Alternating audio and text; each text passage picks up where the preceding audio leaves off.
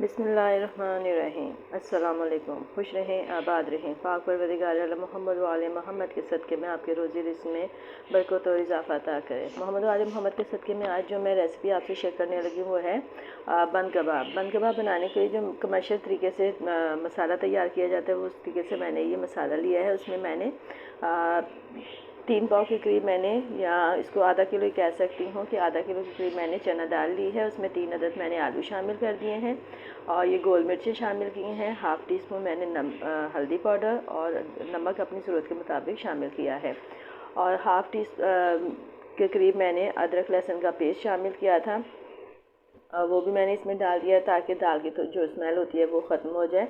और हाफ़ ही मैंने प्याज लिया था, वो भी मैंने इसमें काट कर डाल दिया है। अब ये दाल मैंने बॉईल कर ली है। इसमें जो पानी रह गया वो उसको अच्छे तरीके से हम खुश्क करेंगे ताकि पानी जो है इसमें बिल्कुल ना रहे। और ये जब पानी खुश्क हो जाएगा तो इन तमाम चीज़ों को मैं मैश कर लूँगी और अच्छे तरीके से मैश करना है कि इसमें दाल का दाना बिल्कुल नज़र ना आए। यहाँ देखिए जी, मसाला सारा हमने मैश करके रख लिया है, दाल और आलू। अब इसको मैं थोड़ा सा ऑयल शामिल करके कढ़ाई में इसको भून रही हूँ ताकि ये अच्छी तरीके से सारा मसाला जो है वो भून जाए। इसमें और कोई हमने चीज़ नहीं शामिल की है, सिर्फ मैंने 1 चम्मच के करीब जो था ऑयल शामिल किया है। अब इसको मैं हल्की आंच पे भून रही हूँ ताकि ये मसाला अच्छी तरीके से भून जाए, दाल और आलू दोनों जो हमने मैश करके रखे हैं। ये लीजिए जी, हमारा मसाला तैयार हो गया। इसमें मैंने हरा धनिया भी शामिल कर दिया है। अब आप इसकी चाहे तो पैटी बना लें या फिर ऐसे ही इसको लगाएं, तो ये आपकी मर्ज़ी पे डिपेंड करता है। मैं इसकी पैटी नहीं बनाऊंगी, बल्कि मैं इसको वैसे ही चम्मच के साथ बर्गर्स पे लगाऊंगी। वो मैं आपको तरीका बताती हूँ कि कैसे लगेगा ये।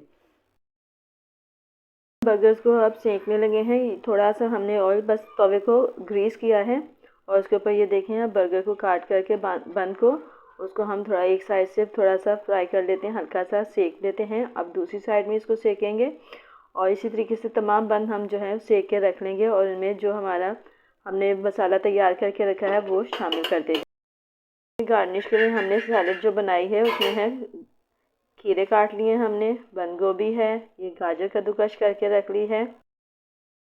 चटनी में हमने ये ग्रीन चटनी बना के रखी है, धनिया पुदीना और इमली की चटनी। और यहाँ पे ये रायता है जिसमें हमने ग्रीन चटनी को भी शामिल किया है और ये इमली की चटनी है मीठी वाली। तो ये तीनों चटनियाँ भी हम इसमें बर्गर में इस्तेमाल करेंगे। ये देखें जी, बर्गर में हमने पहले नीचे मसाला लगाया, ऊपर फिर सैलेड हमने रख दिया, पहले गोभी रखी है, फिर ये ऊपर जो हमने खीरे काट के रख लिए हैं। तमाम बर्गर्स में हमने यही रूटीन रखी है। नीचे हमने चटनी लगा दी थी हरी वाली और फिर हमने ऊपर ये मसाला लगा कर ऊपर सैलेड लगा दी है और इस तरीके से इसको हम पैटी को ये बंद कर देंगे। ये देखें, बर्गर हमने बंद कर दिया। तो तमाम बर्गर हमने इसी तरीके से तैयार कर लिए हैं। अब हम इनको सर्व करते वक्त सेक कर फिर सबको खाने के लिए, हमने इसमें अंडा वगैरह का कोई इस्तेमाल नहीं किया क्योंकि बच्चों का कहना था कि हमने अंडे वाले बर्गर नहीं खाने, हमने बिल्कुल सिंपल सादे वाले खाने हैं। तो आज मैंने आपको ये सिंपल बिल्कुल सादे बर्गर बनाना बता दिए हैं। तो यकीनन आपको मेरी ये रेसिपी पसंद आएगी। मेरी रेसिपी पसंद है तो लाइक करें, शेयर करें, मेरे चैनल को सब्सक्राइब करें और अब आइंदा आने वाली वीडियो तक के लिए मुझे इजाज़त दीजिए। खुदा हाफिज़।